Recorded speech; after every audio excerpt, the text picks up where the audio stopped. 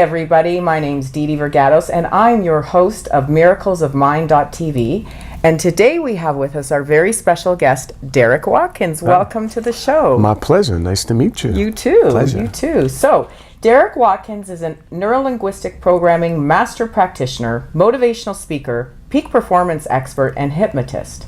Derrick also holds a master's degree in social work and a bachelor's in media arts. Derrick, otherwise known in the speaking world as Mr. Dynamic, is one of the top motivational speakers and peak performance experts in the country. Born and raised in a housing project, Derrick has motivated and inspired audiences all over on how to discover their greatness, just like he was able to discover his. His enthusiasm and excitement for helping people find a life they can love has been described as inspiring and contagious. Derrick is also the author of several books, including How to Spot a Liar, Why Good Girls Date Bad Guys, How to Connect with Anyone, Conversations on Success, and How to Lose Weight with Hypnosis. So Derrick, yes. You come from an interesting background where you were born and raised in the projects. Yes. How did you get from there to being who you are today, and did hypnosis and NLP play a role in that? That's funny you asked that question because, yes, it did.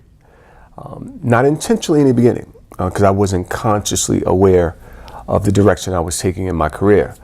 When I was growing up in the projects, I spent a lot of time playing basketball, which helped me to avoid the problems that many people see and hear about in these environments. Right. So I was an athlete most of my life. So that training of how to concentrate, how to focus, how to compete, led me to think about how to effectively communicate. So through my younger years, back in the early to late 80s, early 90s, I took a communications course, advanced communications course. Ran across someone who taught me about hypnosis, Erickson hypnosis. And part of that led me to start thinking more and more about how to communicate with people unconsciously, how to get them to do things when they don't want to do things. When they say they can't, and I say to them, you can, without them realizing that I'm helping them do it in the process. So I found that I was good at it. And how did you know you were good at it? People said, thanks for talking to me. Thanks for helping me out, sending me testimonies, talking to me daily whenever I see them walking on the street or via phone if I'm following up about how a session went, letting me know exactly how they now feel about it after speaking to me. Oh, excellent, excellent. So one of the things you're best known for is public speaking. Yes. And helping people become better public speakers. And with public speaking being one of the most feared things, how do you use hypnosis and NLP to help somebody overcome such a dreaded fear? That's funny because I think many, and you can testify to this, many people don't realize that hypnosis is a natural state of mind. You go in and out of it every single day. Through speaking, though, the fear that most people have varies from not doing it well, forgetting what I'm going to say, or do I look good? One of the first things I teach people is become audience-centered. It's not about you when you're speaking, it's about your audience. Right. And once I teach them to become audience-centered and focus consciously on the audience, the stress, the fear of failing dissipates, it fades away. Because everyone thinks it's about them. Well, it's not about you when you step on stage, it's about the audience. So once you take away that ego part, it becomes much easier. Now the fascinating part is what I also teach them is how to communicate with tone, how to use your tone, how to use selective words to hypnotically bypass someone's critical faculty and plant a suggestion. So when they leave, they say great topic, but then they act out what you talked about. Wonderful, excellent. So how quickly can a person overcome that fear of public speaking? Instantly. It's very simple. It's like very one easy. session? One session. It's one session. It could happen if the person's really committed. And that's one of the things I look for. I look for a person, and Mike Mandel talks about a person being at threshold. Right. If the person's at threshold, it's faster. If a person is not at threshold, I have to work a little bit longer. Right. So once I determine their threshold, the fact that they know it's about them, it's about now, it's that important that they get it done right away, I can do it in 10 minutes. Ooh, But that's if someone, good. but if someone is struggling, really good. if someone is struggling with, Sure. well, do I really need this in my life? I'm not going to speak that often. Well, then I question what you come to see me for. Sure, sure. You follow And that's me? important with anything, with commitment, because sometimes if we have a smoker come in, for example, Right. and we say, well, why is it important for you to quit? And they say, well, my wife wants me to quit. Well, Right. you know what we do with those Right, people. right. We send them out to Send them think back. about. Send them back. Absolutely, absolutely. So, yeah, that's definitely important commitment. So, How to Spot a Liar, your book, this is something that fascinates me as a hypnotist, because we're so used to watching people's body language and We their are. breathing. Yes, yes. But this is one thing I haven't yet studied. So tell us, what are the 3 things you can share with our audience that would help them to spot a liar? First thing is posture. Okay. When a person says something to you, do they look away? Or do they Okay. look you directly in the face? Second thing is, So what does it mean when they look away versus when they look? if someone can't maintain eye contact when they are actually speaking the truth, it doesn't necessarily mean they're lying. It means it stacks on to one of the things you look for. Okay. So it's a combination of things where you check the box. Right. So it's not actually saying, oh, you didn't look at me, you're lying. It's not saying that. It's simply saying, well, let me check that. Let me also see if they're talking really fast.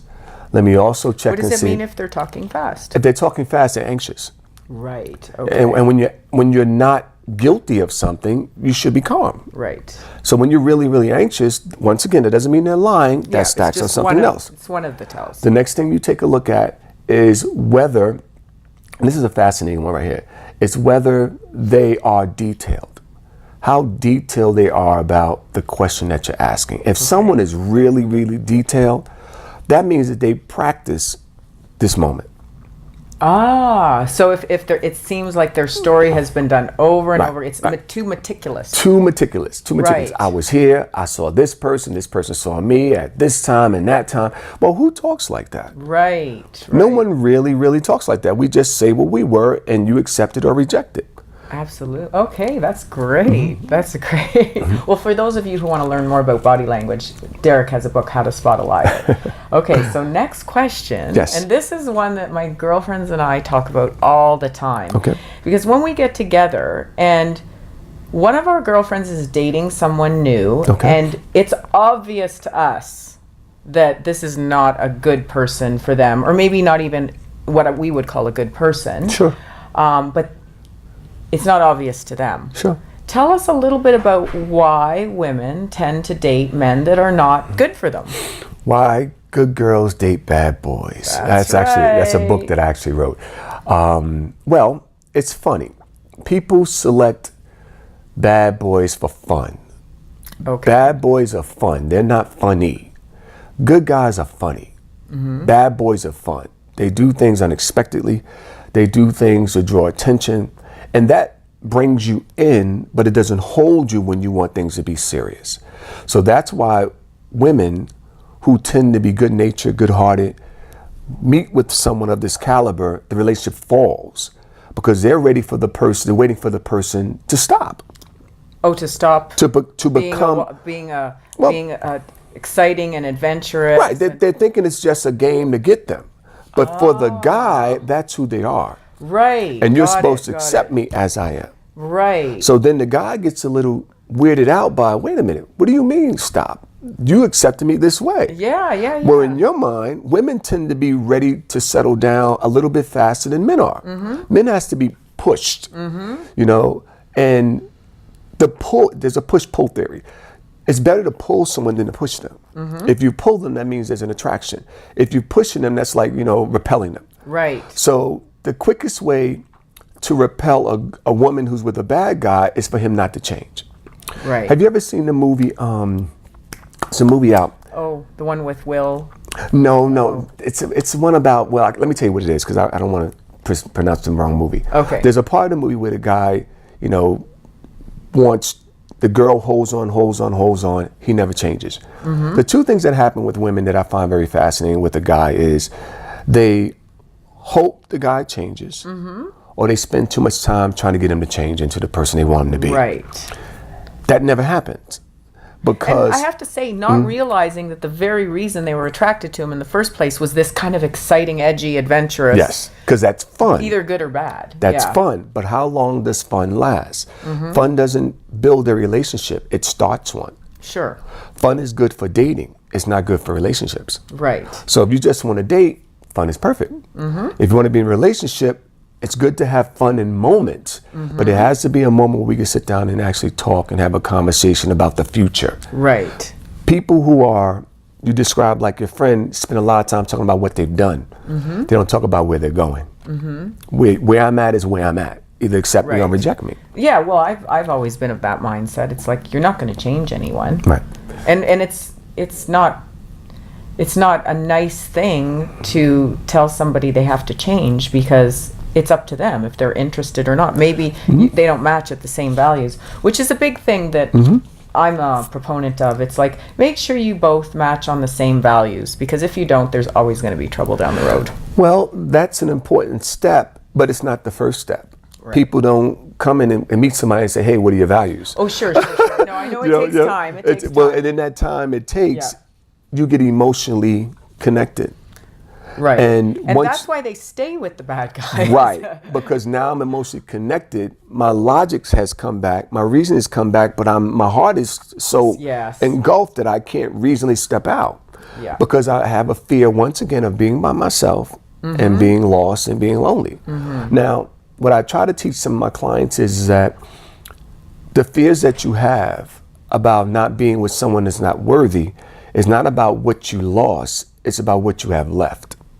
Okay, explain that. So people tend to not want to let go because of, oh my God, I've lost someone. But wait a minute. Yeah. You now have time left to learn about what you've lost and find the one that you really want. Yeah, I say to my women clients, you're becoming an expert on who to date from these experiences. Well, if it's failing, put it this way: if you're dating with the big option to settle down, but you're dating a lot, you're not very good at it. Yeah, you haven't learned. You're not learned at all. Well, that's why you're not very good in at it all. NLP we always say there's no such thing as failure. Only That's right. how can I do it better next time? Only such thing as you got to failure, only such thing learn as from feedback. it. If you don't learn from it, then you're right. Then if they're dating a lot and they're not getting it, then they need to sit down and really see someone like you or think about it. Well, thank you. They have to reevaluate the process. Sure. You know, how are you selecting? Because here's the thing that I always believe. I think women select the guy doesn't select the woman. Okay. So any male or man who truly understands relationships will tell you what I just said. Right. We don't pick, we get picked. Oh, okay. And- Interesting. I didn't know you we guys get felt picked. that way. Well, most men that are on high level of thinking will tell you that, I picked the woman in respect to talking to her. Right. She picks me in respect to the relationship. Well, whether she's going to accept you. Exactly. I got it. Exactly. I got it. So with that understanding, the first 50 seconds or first 60 seconds of talking to someone is the most important part, because that's where the attraction happens. Absolutely. And the attraction can last as long as you can keep the person who's a woman emotionally, because we're emotional, but not as emotional as women. Right. You keep her emotions on the process, not on the behaviors. So what does that mean, the process? We as men, it's like asking a woman where you work at, how long you work there, what you do for a living. That's okay in the beginning. But when you start to really get to know a person, you want to know what turns them on, what turns them off, how do they deal with crisis, how do they deal with stress. How do you know when I'm not making you happy? Right. And the one that's so important is how to help the person understand that I appreciate you. Right, that you value them. If for sure. a woman doesn't feel appreciated, it's a wrap. You know what? It's a wrap. Thank you for saying that. We need to feel special. You do. You do. I'm telling all you men right now, You do. we need to feel You special. do. And We tend to forget Derrick that. Gets it. Yes, we tend to what forget a good that. catch right here. We tend to forget that. I admit that. We tend to forget that. We get into our own worlds. But when you want to talk to us about issues, we want to fix it. Right. Mr. Fix It. Right. And that's who we are. But you got to also, one of the things that I teach my clients a lot, and I teach in workshops, is that no one wants their problem fixed till they understand that you heard it. Do you understand that you Absolutely. understand? You can't fix my problem to understand that you heard what I said. Right. So you can't fix something that I don't understand that you have empathy for. So do you have empathy for my problem? So if you say yes and I believe you, then we can fix it. Right. But if you're just trying to push me to the side so you can watch the game, well, I'll see you in a couple of hours, but I'm coming back with some more heat on a different level. Right. Because now I'm tacking that on to how I feel. Amazing. So I know you have products for women out there for those who aren't able to make it into your office. So what is some of the feedback you've gotten from women on your books, your products? Well, it all depends. My weight loss products, my stop smoking products, my relationship products, I give a lot of testimonies back. Okay, so that shows they're working. That is absolutely. Whether you can come into the office or not. As a matter of fact, I have a client that I'm seeing in about after this on via FaceTime.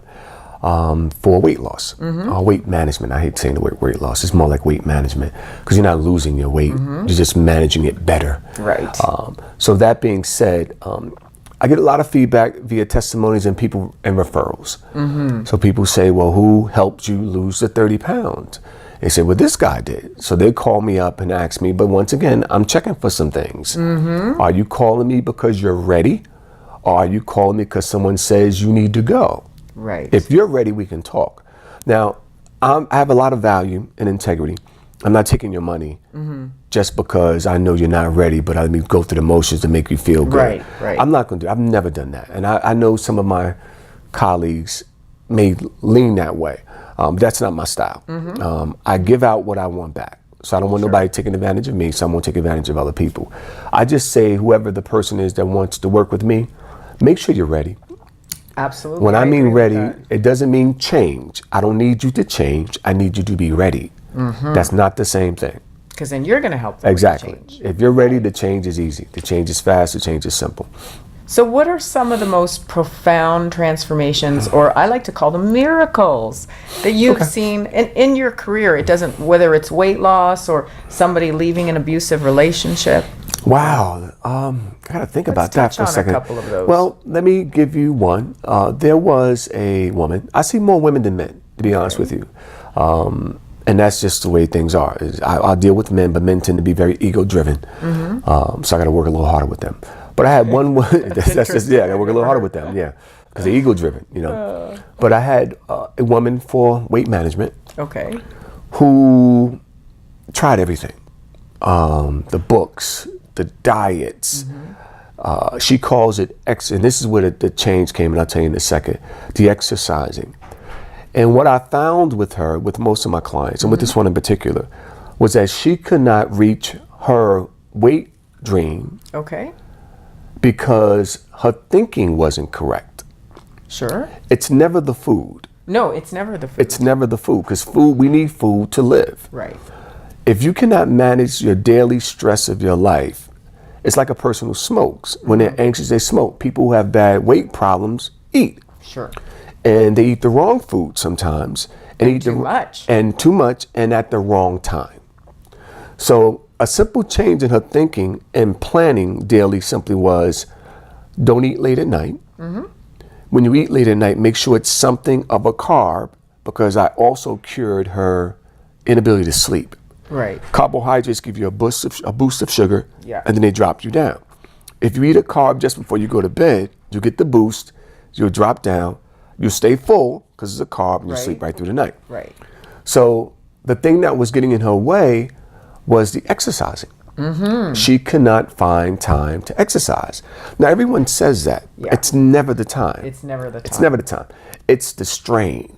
It's the getting there. It's the changing the clothes. And it's not making the space for it. And exactly. Yeah. So all I simply told her to do was change how you visualize that in your head. And visualization starts with words. So the word I changed from exercise was recess. Oh, that's interesting, because recess means fun. Yes. So I simply changed. Yes. So I focused her on recess. I never thought of that one. That's a good one. Hypnotized her and implanted that in her suggestion in her subconscious mind.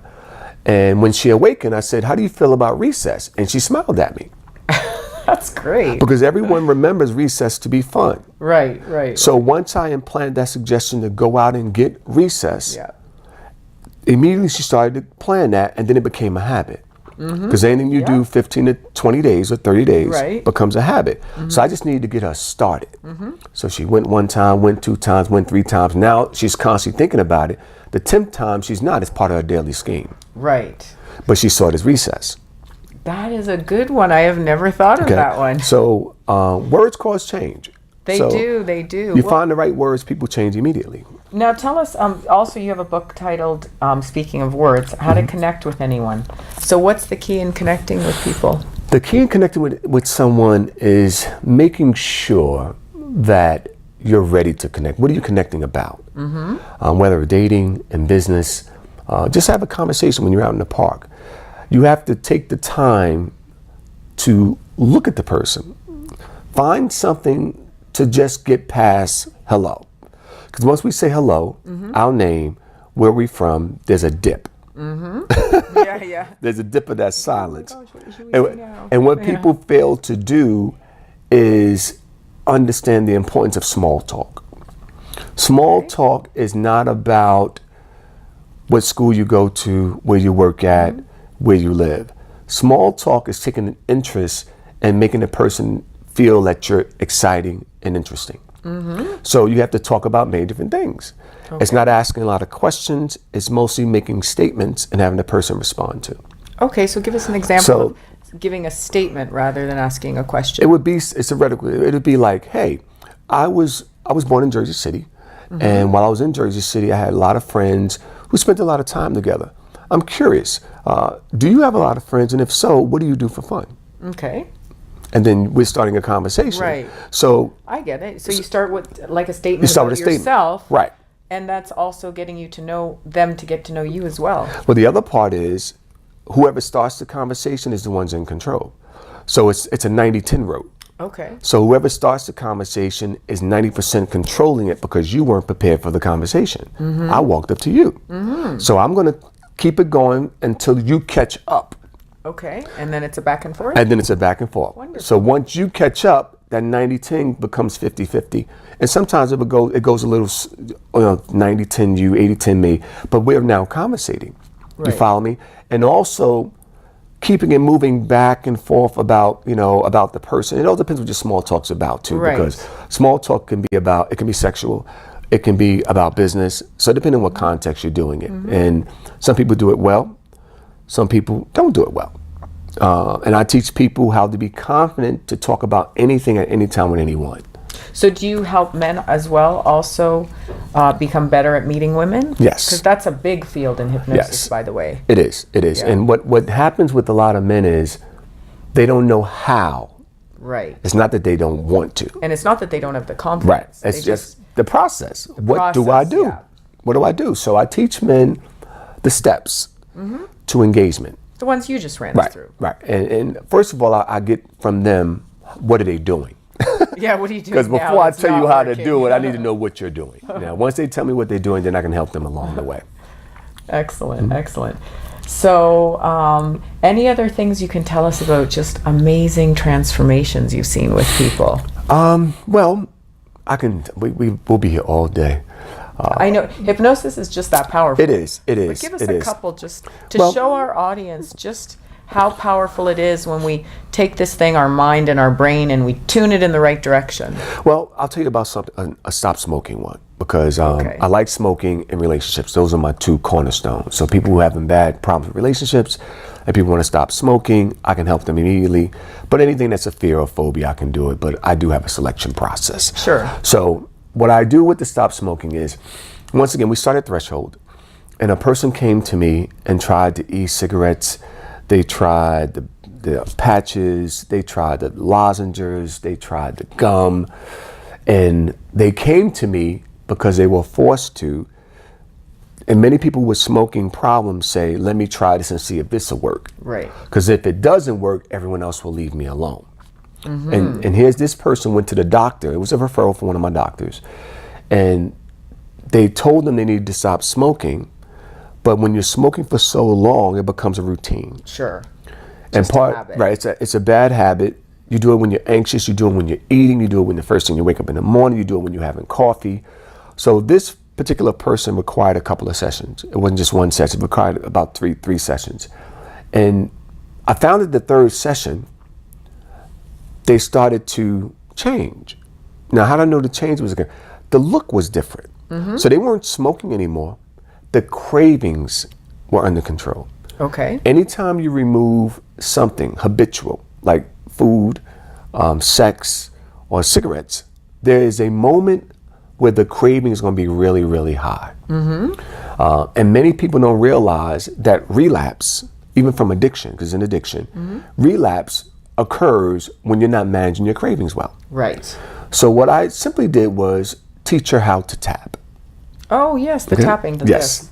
Effective release tapping. I taught her to tap here, and I taught her some tapping, not to get into too deeply. And I said, when you're craving, tap. But then say to yourself, I am completely in love with myself. I want to live longer, and I really don't need to smoke. Smoking is bad for me. Smoking will not help me live long. Smoking will only stop me from reaching my goals. And I told her to tap. If she's at 10 with the craving, tap till you get to 5. Once you get to 5, tap till you get to 0. And do not stop tapping till you get to 0 in that particular session. So she taps so much that she taps for everything.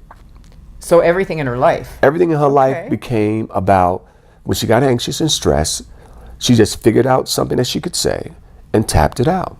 Okay, so she got a lot of general improvement in all areas as a result of it. And what she said was, people said, well, you look different. Because when you're emotionally balanced, it comes out on your face. It does. And the way you stand. And the way you stand, your posture, the way you smile, the way you talk to people. And she became vibrant. Right. You know, and vibrancy is the key to someone managing stress. Because stress is a daily thing. You can't get rid of it. But if your vibrancy is high, your stress can outweigh that. Right. It's impossible. Yeah, no, it's great. It's great. So she got a lot of bang for her buck with that one. Yes. So if there was something you would like to leave our audience with about just how powerful our mind is, and when we tap into it, whether it's hypnosis, tapping, NLP, or anything else, what would you want to say to them? I would want to say to anyone out there that if they are struggling with stress or negative beliefs, the best thing you want to do is get up and move. Never sit down and think, if I sit here long enough, I can will it away. Okay. That doesn't work. So it's important to stand up. It's important to stand up and move. And what does that do? It takes your focus intellectually off, because you got to think, you got to walk. So you got to watch where you're walking. You got to watch when you exercise. You got to watch when you're having recess. You got to watch when you're doing things, or you'll hurt yourself. If you're sitting and thinking about pain and stress, there's no movement involved. Right. It also gets your mind to go forward.